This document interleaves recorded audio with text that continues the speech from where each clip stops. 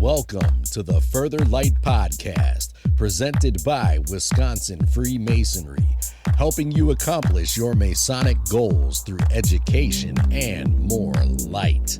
And now, I present to you, Brother Chris Ludke.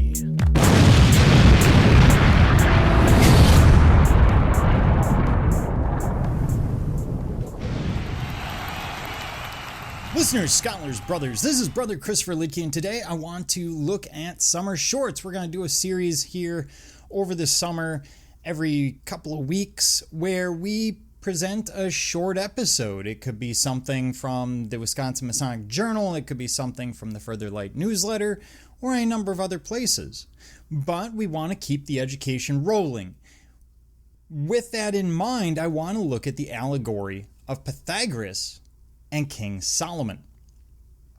When trying to understand any piece of literature, first you read the work, then you begin to study it, tear it apart, familiarize yourself with it before beginning to interpret what you have read.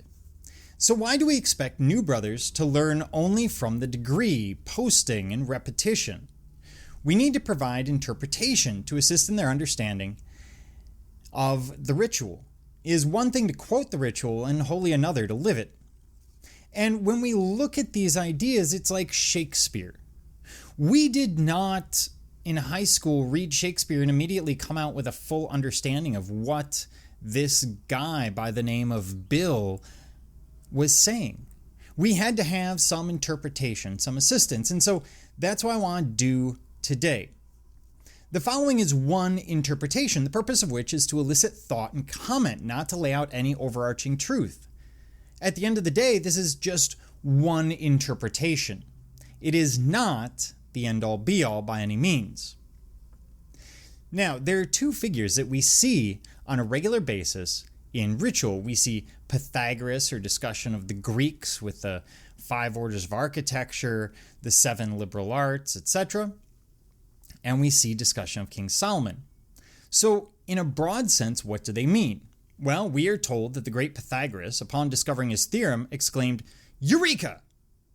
This is problematic, as many of you are likely aware that this is a mixing of two stories. Any schoolboy knows that Archimedes said Eureka when he got into a bathtub, saw the volume rise, and realized that volume could be measured by displacement.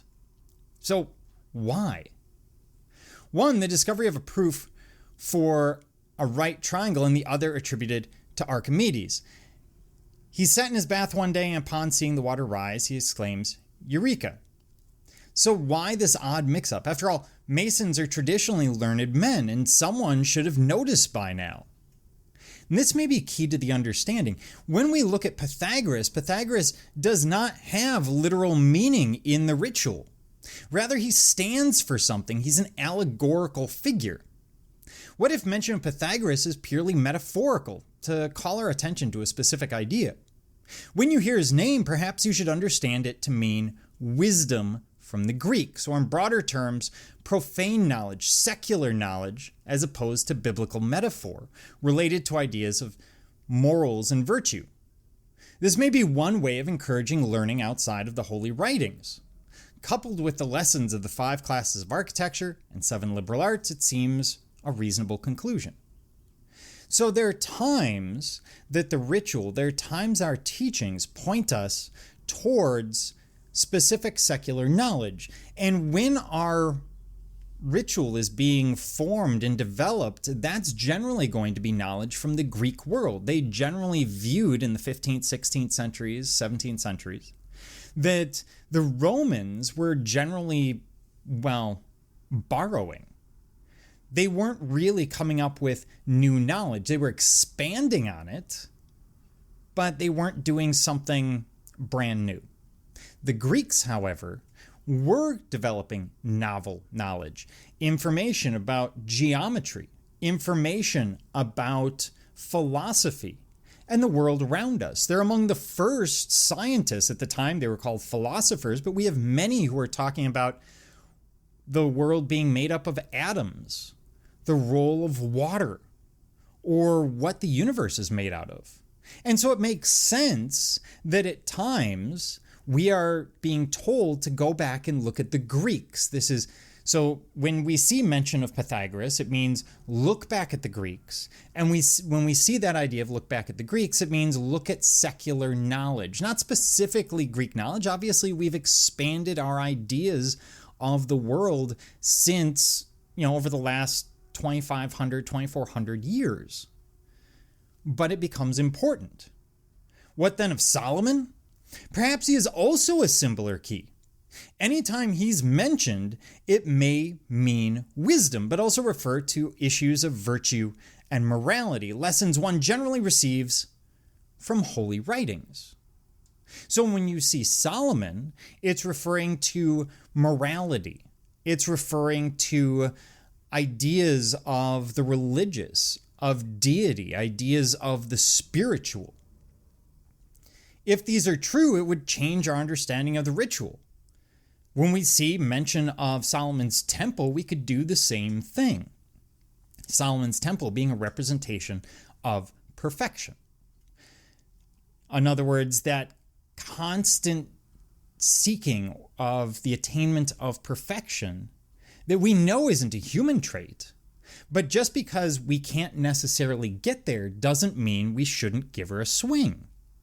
So when we look at ritual, what we should be looking at times is the use of allegory when it comes to names and people. Pythagoras for Greek knowledge, King Solomon specific to wisdom, the Temple of Solomon, spiritual perfection.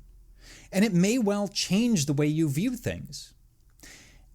And I need to say, the basis of this comes from another podcast, the Whence Came You podcast, very insightful podcast that's out there.